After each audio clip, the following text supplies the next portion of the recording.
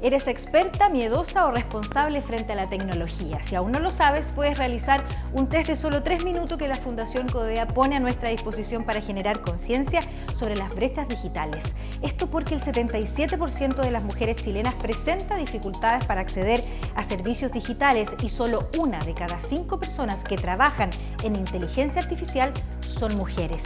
Puede que esas respuestas tengan a lo mejor un sesgo de género. Hoy en Poderosas, ¿la inteligencia artificial es machista? Bienvenidos, bienvenidas a este capítulo número 10 de Poderosa y voy a empezar de inmediato a presentar a nuestras invitadas porque el tema que hoy día nos convoca es un tema muy interesante, inteligencia artificial con o sin sesgo de género. Vamos a empezar a dilucidar qué es lo que pasa con esta temática tan contingente, tan actual, y estoy con Gabriela Arriagada, académica del Instituto de Éticas Aplicadas IMC de la Universidad Católica. ¿Cómo estás, Gabriela? Bien, muchas gracias. Gracias por estar acá. Tenemos mucho que hablar. Tú eres filósofa. Sí, de formación filósofa, pero me he metido al mundo de la inteligencia artificial a través de la investigación y bueno, de la docencia también. Así interesante ese cruce, vamos a ver de cómo llegaste ahí, bien interesante. Estamos con Paula Aguirre, ella es astrofísica, ingeniera e investigadora del CENIA. Investigando, Paula, CENIA hoy día es quien la lleva en inteligencia artificial, ¿no? Sí, en Chile por lo menos estamos tratando de avanzar la inteligencia artificial desde la investigación y también la transferencia para lograr que Chile sea un referente por lo menos en nuestra región en este ámbito. ¿Cuánto tiempo lleva CENIA? CENIA oficialmente se inauguró en noviembre del año 2021. La sigla es... CENIA, el Centro Nacional de Inteligencia Artificial. O sea, y tenemos en el fondo un centro que está dedicado a esto y mucha gente podría pensar que en Chile no es así, pero es así, ¿no? Es así, es un centro basal financiado por ANID por un periodo de 5 años, renovable por 5 años más. Y bueno, ahí podemos conversar un poco más de las líneas de investigación y de transferencia que está impulsando. ANID depende del Ministerio de Ciencia, que es financiamiento gubernamental. Interesante conversar, y estamos con Mónica Retamal. Yo creo que una de las personas que ha hecho una carrera cuando nadie apostaba por el tema de la tecnología. Partiste primero empresaria tecnológica, hoy día directora ejecutiva de la Fundación Codea. Gracias, Mónica, por estar acá. Están con una campaña muy interesante para ver qué tan digitalizadas estamos las mujeres, qué tan tecnológicas somos, ¿no? Gran tema, yo creo que va a ser muy interesante la conversación. Muchas gracias por la invitación. Así es, y partamos el tiempo, pues, Mónica, preguntándote justamente, porque esta encuesta es bien interesante. En 3 minutos yo puedo detectar qué tan tecnológica soy. Me gustaron esas preguntas, pues yo hice el test, salí como bien avanzada, me gustó.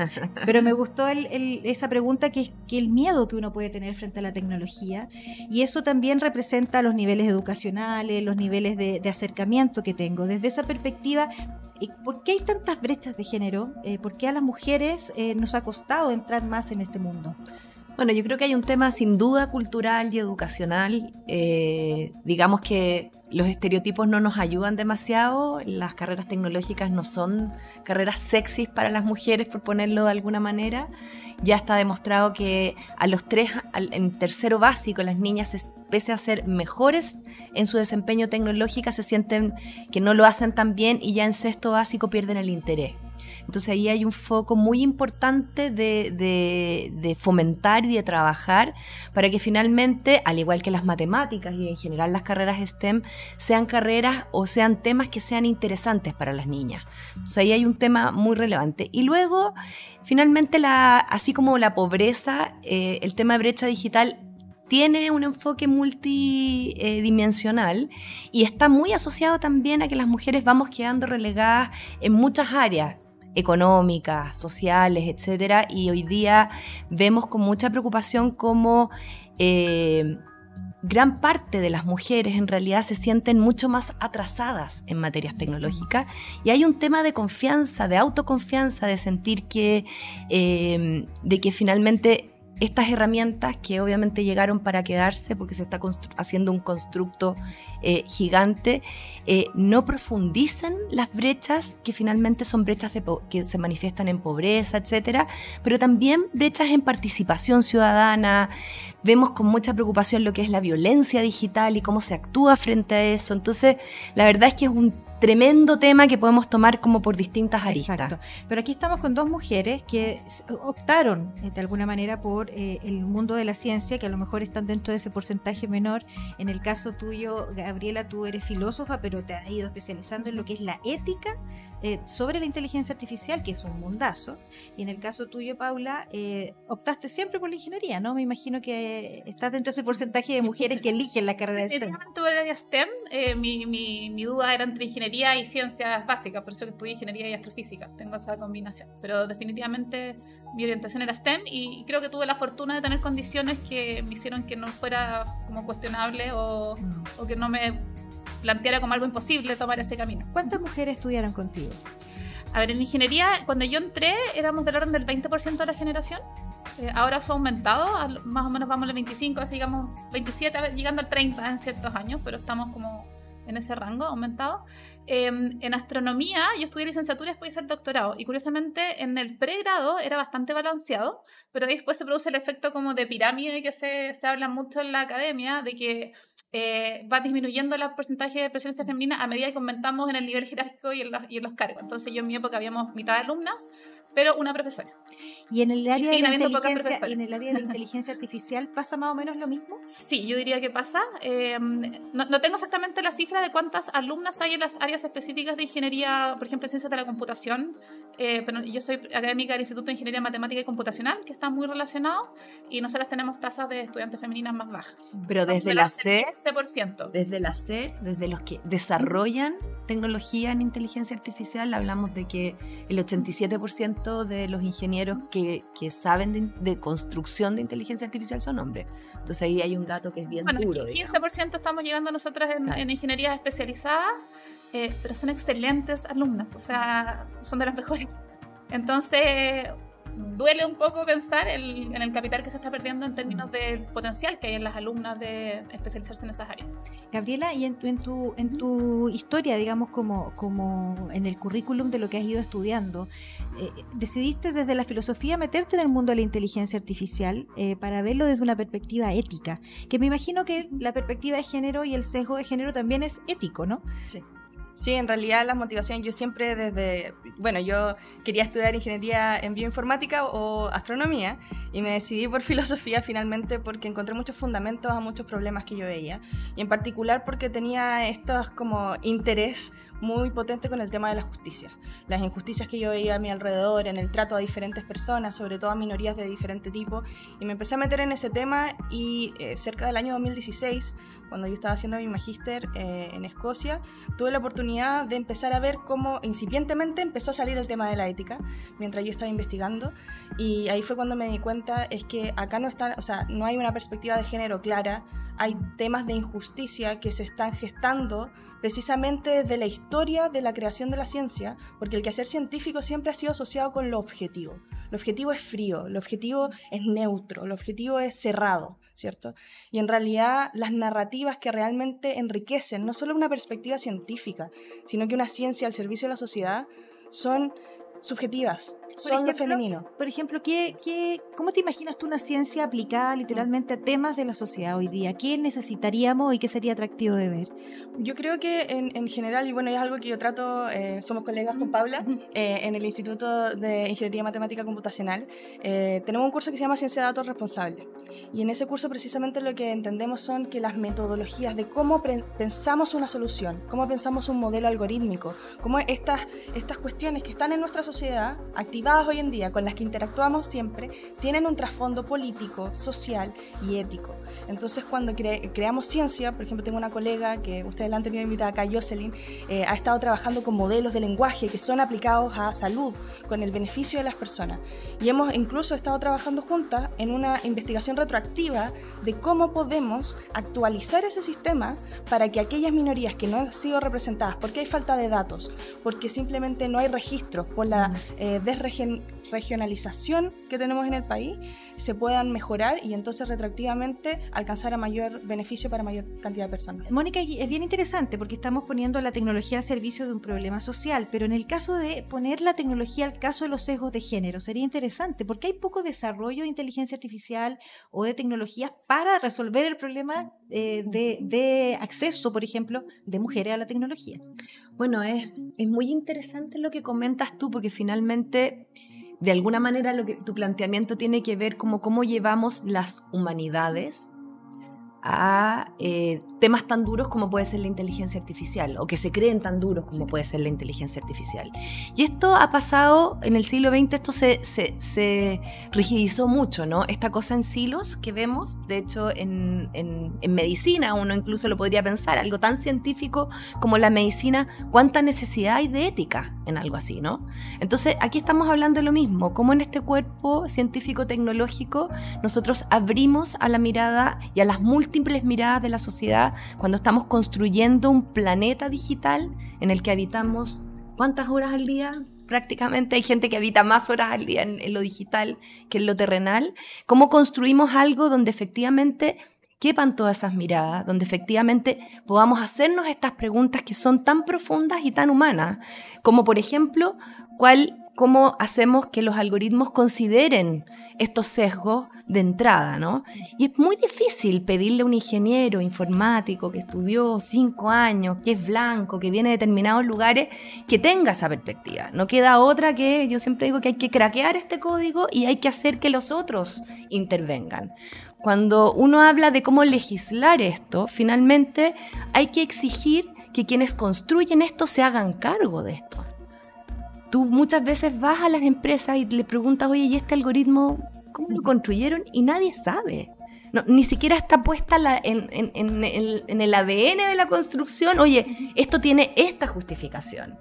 Y lo que tememos todo es que finalmente lo que está ocurriendo es que simplemente se están maximizando algunos temas que tienen que ver obviamente con mejorar la productividad de determinadas cosas, ganar más plata, por sobre el tener apps o construcciones mucho más inclusivas, donde efectivamente se privilegia el humano por sobre el beneficio individual. Y es cómo construimos tecnología que sea mejor para las personas. Exacto. Y no tecnología que sea mejor para estas superempresas que son ultramillonarias y que de alguna manera son más ricas que los países. Y es muy difícil el contrapunto. Paula, estoy pensando que esta semana también tuvimos una noticia. Bueno, Google lanzó su aplicación que le compite al ChatGPT, que está todo el mundo hablando del ChatGPT, que los periodistas nos vamos a quedar sin trabajo, que los escritores les van a escribir las novelas, etcétera. Pero también ha habido harta controversia porque el mismo Google ha alertado sobre los problemas, los riesgos que tienen estas aplicaciones. ¿Cuáles son los riesgos? Bueno, finalmente el principal riesgo es, como decía Mónica y Gabriel, un poco replicar y maximizar sesgos que están naturalmente en la sociedad. Finalmente, cómo funcionan estos grandes modelos de lenguaje, es que se entrenan y aprenden a predecir lo siguiente que tengo que decir a partir de haber leído y haber consumido una enorme cantidad de textos de distintos tipos, distinto origen, distintas fuentes, distinto estilo. Hacia atrás. Hacia atrás. Ajá, hacia atrás. Eso es importante. Hacia atrás, hasta cierta fecha. Y son datos que finalmente fueron seleccionados de alguna forma que no está enteramente clara y no es totalmente transparente para hacer ese entrenamiento del modelo. Entonces el riesgo es que primero que esa selección de los datos sea totalmente incompleta, sesgada y que no tenga todas estas perspectivas que hemos conversado, no solamente de género. Yo me preguntaba cómo puede pasar eso, que los datos se construyan sin mujeres. O sea, estamos tratando de entender una problemática y tenemos datos universales, pero esos datos no segmentan mujeres de hombres. Por ejemplo, tenemos una población solo masculina. ¿Eso es lo que está pasando? Así. O sea, te doy un ejemplo súper concreto para apoyar lo que dices tú. Wikipedia tiene 5 veces más biografías de hombres que de mujeres. Por lo tanto, si tú consumes esa base de datos y tú preguntas quiénes son los artistas más relevantes, seguramente te van a nombrar a puros hombres. Consume también noticias, por ejemplo, del diario. Si las noticias han estado a lo mejor destacando más la opinión de los hombres, como ocurre muchas veces, como se critica a veces, por ejemplo, cuando hablan de los paneles de hombres. Si yo entreno un modelo con los textos y los transcritos de lo que han discutido paneles de hombres, bueno, las opiniones son solamente de hombres. Gabriela, hay un ejemplo. Se va acumulando un poco el efecto. Sí, que tiene que ver con algo que a mí me gusta y que trabajamos mucho también con algunas colegas, que es el lema de el hombre por defecto. ¿Ya? El recopilamiento de datos, por ejemplo, si tú ves en la misma salud, en el área de salud, cuando uno está haciendo estudios para tipificar enfermedades, ¿ya? Como por ejemplo infartos, la mayoría históricamente de todos esos estudios han sido hechos en hombres blancos, el hombre por defecto. Y eso hace que se apliquen modelos de distinto tipo, en este caso se puede traspasar a modelos algorítmicos de diagnóstico, que básicamente van a tipificar a la mujer en virtud de algo que no es su esencia. Hay mujeres que, por ejemplo, tienden a presentar síntomas con problemas gastrointestinales. Entonces, en realidad, no va a tener esa tipificación de me duele el brazo, que es la típica que tienen los hombres, y una serie de efectos. Y eso pasa transversalmente. En transporte, cómo se modela la ciudad, muchas veces tiene que ver, y este es un libro que yo creo que aquí las colegas se lo han leído, que yo lo recomiendo a cualquier persona que nos esté viendo, que se llama La mujer invisible. Y La mujer invisible, en realidad, lo trabaja una periodista que se llama Caroline Criado Pérez, y ella hizo un estudio maravilloso, antropológico, sociológico, sobre cómo la mujer ha sido invisibilizada sistemáticamente en la historia de la humanidad. Y entonces ahí, cuando tenemos ejemplos, como que a ella le respondían, estas grandes empresas, estos grandes intereses le decían, es que la mujer es muy complicada, es muy difícil de modelar, así que preferimos simplemente guardarnos la plata e invertir en la otra mitad de la población. ¿Qué riesgo tiene, Mónica, que no nos hagamos cargo de esto? ¿Qué podría pasar si no ahora? Hoy estamos hablando con dos mujeres que están súper metidas en la inteligencia artificial, en el caso de Paula desarrollando cosas, pero además con la mirada del género aquí en la cabeza. Entonces, ¿qué pasa si no nos hacemos cargo de eso? Pasan muchas cosas, pero bueno, repitiendo un poco lo exponencial, ¿no? Estamos en la época de lo exponencial, entonces aquí la gran dificultad o el gran problema es que esto se puede volver exponencial. Así como hay tantas cosas que se han vuelto exponenciales en lo digital, ¿no? La pornografía, la violencia en los niños. Hoy día vemos, está realmente la escoba con salud mental en los niños. Ideaciones suicidas masivas. Entonces, no podemos seguir pasivamente haciendo que esto se maneje solo. Aquí, de todas maneras, no solo tenemos que legislar, sino que tenemos que hacer un paralelo a muchas cosas que están ocurriendo. Y en particular en la educación es bien preocupante porque de alguna manera tenemos un modelo educativo que no se está haciendo cargo en nada de lo que está ocurriendo. Tenemos una generación de niños que está totalmente desmotivado con el tipo de escuela a la que están asistiendo. Todo lo que se ha avanzado en neurociencia, en ver cómo los seres humanos aprendemos, cómo nos motivamos por las cosas, no se está aplicando a la escuela. Entonces hay como un desconecte en tantas áreas donde de alguna manera uno dice, bueno, ¿y quién está a cargo de esta cuestión, no? Y pareciera que no hay nadie a cargo y entonces personas como nosotros, la sociedad civil, pero sobre todo los seres humanos empoderados es lo que a mí me parece que hay que trabajar. Somos todos los que tenemos que sentir que aquí hay una responsabilidad casi de especie, ¿no? De cómo esto que estamos construyendo no se vuelve en contra de la humanidad.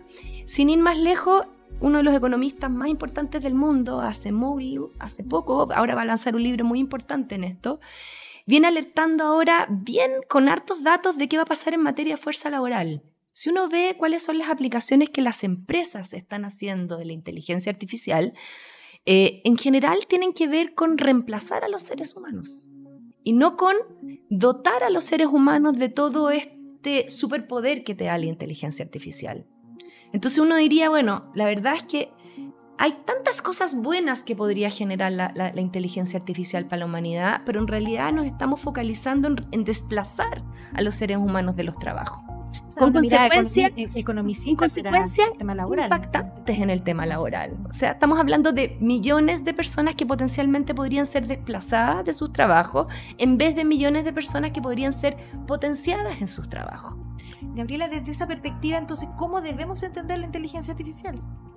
Yo quizás conectando un poco con lo que estabas hablando tú con el tema, yo lo veo como una herramienta de transformación, ¿ya? La inteligencia artificial nos presenta un cambio de paradigma, y los cambios de paradigma científicos y sociales requieren que los actores se acomoden a las nuevas dinámicas sociales que se establecen. Entonces, por ejemplo, en el tema de esta misma automatización del trabajo, yo creo que la reflexión está en significar el valor del trabajo. ¿Qué es lo que queremos? Tenemos una oportunidad maravillosa de, por ejemplo, utilizar la inteligencia artificial como una herramienta que nos apoye en generar mejor calidad de vida. Completamente. El hecho de que ahora ya estamos con el tema de las 40 horas en reducción laboral.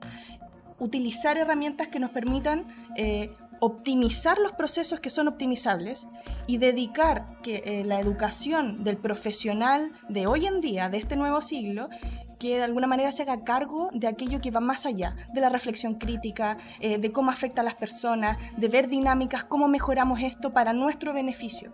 Yo creo que en ese sentido es fundamental, al menos en la Universidad Católica hemos estado trabajando este tema, cómo integrar la inteligencia artificial en la pedagogía, en las prácticas pedagógicas, porque va a ser el rol del nuevo campo laboral. O sea, no estamos simplemente pensando en el cientista de datos, únicamente que va a ser altamente demandado, sino que también un periodista que maneje esto, un diseñador, cualquier profesión va a requerir tener conciencia de esto. Paula, ¿en qué estás trabajando tú específicamente hoy día? Yo sé que tú como astrofísica además ves los desastres naturales, entonces, ¿cómo estamos hoy día avanzando en ese tipo de inteligencia artificial, por ejemplo? Bueno, yo particularmente en CENIA participo de un grupo que está orientado a la investigación, lo que se llama como aprendizaje máquina o machine learning científico o informado por la física. Y un poco lo que apuntamos nosotros tiene como dos miradas. Una, por supuesto, es aprovechar todo lo que ofrece la inteligencia artificial en términos de investigar y entender mejor problemas complejos del mundo. ¿Cómo cuáles? Como por ejemplo los desastres naturales. En mi caso, por ejemplo, terremotos. Desde cómo se genera un terremoto, cómo se propaga un terremoto, cómo podemos evaluar o tratar de predecir un poco, anticipar el efecto de esos terremotos o incendios o otro tipo de fenómenos de la naturaleza sobre nosotros, sobre las personas, sobre lo que hemos construido. Y eso involucra modelos que son desde modelos matemáticos, modelos computacionales, que tienen ciertas limitaciones ahora en términos, por ejemplo, de cómo los podemos resolver computacionalmente, pero que a lo mejor incorporando ahí herramientas de inteligencia artificial o nuevas metodologías de análisis, podemos empujar mucho más allá. Lo mismo, por ejemplo, hay colegas que trabajan en modelamiento de procesos metabólicos que pueden, por ejemplo, servir para el desarrollo de drogas, de nuevos, digamos, sistemas bacterianos que generen, no sé, cerveza o algún otro tipo de producto, o modelamiento incluso de procesos de control automático, por ejemplo, cómo optimizamos distintos procesos que están hasta ahora bien caracterizados por ecuaciones y modelos matemáticos, pero que a lo mejor se podrían resolver de mucho mejor forma o entender mejor incorporando ahí la inteligencia artificial. Hay una curiosidad periodística, porque habiendo tanta inteligencia artificial tan interesante y tan útil, ¿por qué nos quedamos pegados todos con el ChatGPT?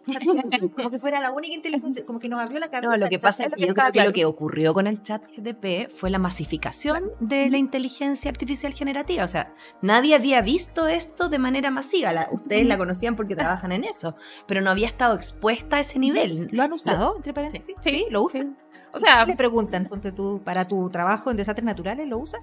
No lo he usado, la verdad, como herramienta de investigación. Lo he usado un poco más como juego, o sea, un poco para investigar y como para tener conciencia de cómo funciona. Pero lo que te quería agregar un poco respecto a la investigación que hacemos nosotros es que, por una parte, el hecho de utilizar inteligencia artificial para problemas científicos ayuda a entender mejor los problemas científicos. Pero por otra parte también nos ayuda a entender mejor la inteligencia artificial. Porque la inteligencia artificial tiene en gran medida esta como nube encima de que es un poco una caja negra. En el fondo, sí, claro, un modelo que toma datos, hace algo y genera lenguaje o genera distintos tipos de resultados y cosas para mejorar la vida. Claro, pero mucho de la investigación actual en inteligencia artificial, y ahí otro punto es que es importante, a lo mejor, como decías tú, ponerle un freno al uso de la inteligencia artificial en aplicaciones que afectan a las personas. Pero donde no hay que poner ningún freno, desde mi punto de vista, es en la investigación que hacemos en inteligencia artificial. Porque necesitamos entenderla cada vez mejor. Y por ejemplo, la idea que nosotros estamos empujando es que una forma de entender la inteligencia artificial es, por ejemplo, testeando cómo se comporta al aplicarla a problemas físicos, que son problemas de la naturaleza, que tiene que estar sujeta a ciertas leyes, a ciertos modelos que ya conocemos, porque la naturaleza funciona como funciona.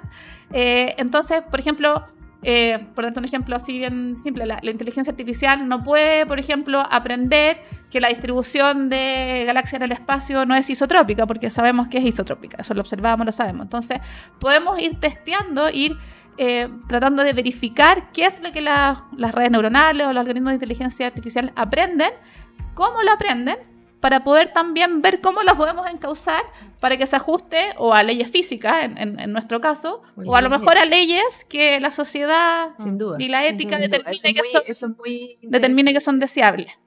Y me imagino que también bien relacionadas con nuestra propia realidad, porque yo también de repente veo inteligencia artificial ¿qué uso puede tener en Chile? Como tú decías, hombre blanco, mujeres que no estamos dentro del patrón, por lo tanto, esa inteligencia artificial urge que tenga una mirada también de nuestra sociedad. Por ejemplo, uno de repente piensa que el chat GPT, voy a volver a esa inteligencia que ha tenido todo el mundo tan revolucionado, ¿qué sabe de nosotros, los chilenos?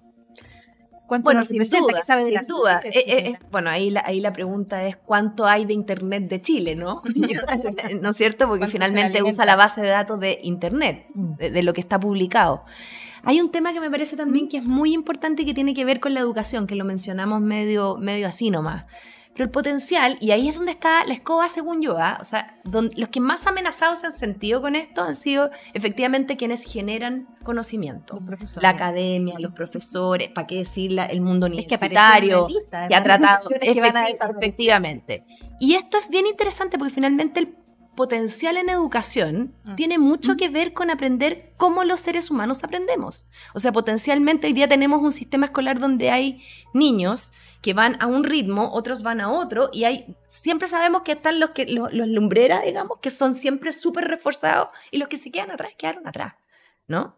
¿Cómo hacemos con la inteligencia artificial esta personalización? Que es fantástico, porque no todos los seres humanos aprendemos de la misma manera. Ahí hay un potencial. Y ahí, obviamente, uno detrásito decir, bueno, y si lo personalizamos para cada niño, que es completamente factible, ¿qué va a pasar con el profesor? ¿Cuál es el rol que estos profesores empiezan a tomar?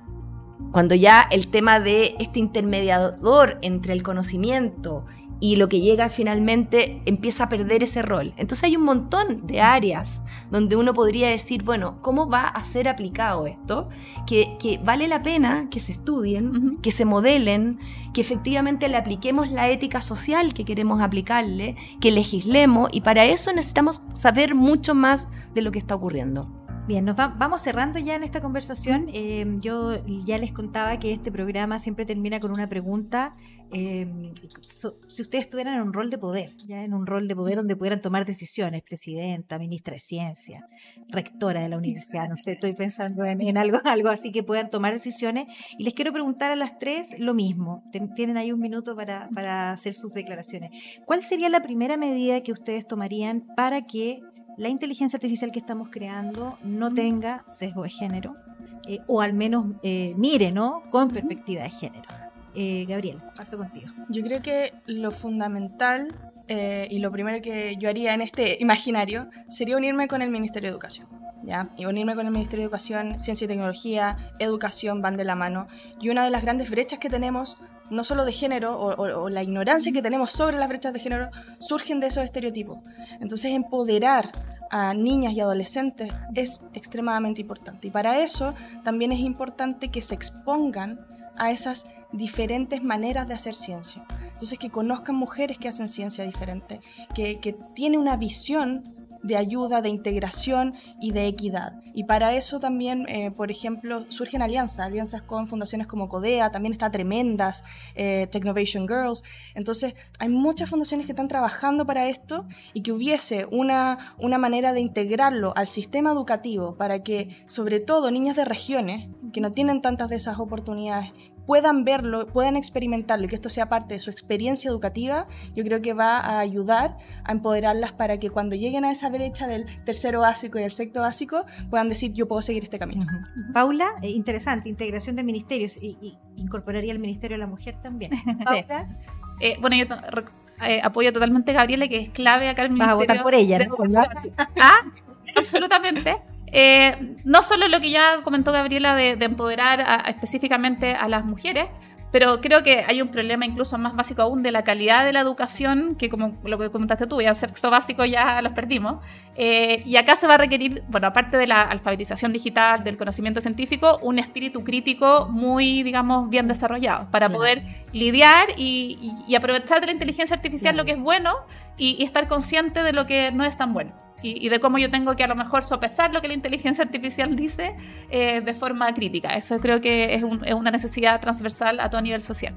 Y ya si fuera ministra de Educación o rectora de la universidad, más a nivel profesional, yo creo que también sería interesante avanzar hacia... no sé si títulos profesionales o perfiles profesionales que no estén encasillados en estas como carreras como con nombre y apellido únicas, sino que en un modelo de formación mucho más interdisciplinario, donde a lo mejor no importe tener el título de ser ingeniero civil o algún otro título específico, sino que se le dé mucho más valor al hecho de haber pasado por algún tipo de malla formativa que te permita saber de ingeniería, saber de ética, saber de humanidades y construir perfiles profesionales actualizados y mucho más únicos también, porque eso también evita que seamos reemplazables por la inteligencia artificial. Si todos fuimos a la universidad, aprendimos exactamente lo mismo y sabemos hacer solo eso, bueno, claramente nos van a reemplazar. Es verdad. Que si uno ha aprendido una combinación de habilidades y competencias que te hacen realmente único y reemplazable. Qué bonito lo que planteas, ¿ah? Qué interesante es como ir para atrás ahora al mundo renacentista. Mónica, tienes tu minuto para ser presidenta, ministra. De todas maneras. ¿Qué te gustaría ser, ministra? No, yo presidenta de todas maneras. Al tiro, ¿ya? Al grano, vamos al grano. De todas maneras. Ciencia y ministra. Sí, pero yo creo que el tema de la masificación del conocimiento científico-tecnológico en todas las disciplinas para mí es fundamental. Pero quiero irme a otro lugar y que tiene que ver con un Estado que sea primero digital. Nosotros necesitamos que el Estado funcione con servicios digitales de calidad. Lo que está pasando desde mi punto de vista en materia social tiene que ver con este desconecte entre la sociedad y el Estado. ¿Qué es lo que a mí me da el Estado que es diferente? ¿Por qué yo me tendría que acercar al Estado? En general, los chilenos tenemos una pésima experiencia de servicio del Estado. Y eso se podría resolver con buenos servicios, con mirada de género. Las mujeres les cuesta mucho interactuar con los servicios del Estado porque son pésimos. Los digitales estoy hablando. Entonces, si uno, en vez de estar pensando en hacer más ministerios, se pensara en hacer, no sé, los 300 servicios del Estado más importantes de manera inteligente, con mirada de género, más inclusivo, cambiaríamos de todas maneras este país. Entonces yo creo que ahí, que tiene que ver con modernización del Estado, pero tiene que ver con algo muy concreto, que es cómo hacemos que los ciudadanos se acerquen al Estado de una manera más amable. Con eso, perdón, aprovechamos de capturar datos completos para toda la población, siempre pensando, no sesgados, Paula, que podemos artificial. Quiero agradecer a las tres, es un tema que seguramente vamos a abordar muchas veces en Poderosa. Aquí están 3 medidas súper interesantes: integración de ministerio, estamos hablando de un Estado digital y estamos hablando de una formación más crítica en nuestras estudiantes. Paula, Gabriela, Mónica, muchas gracias por haber hecho Poderosas hoy, y a todos ustedes muchas gracias por seguirnos y seguir viendo cómo estas mujeres están cambiando el mundo de la inteligencia artificial.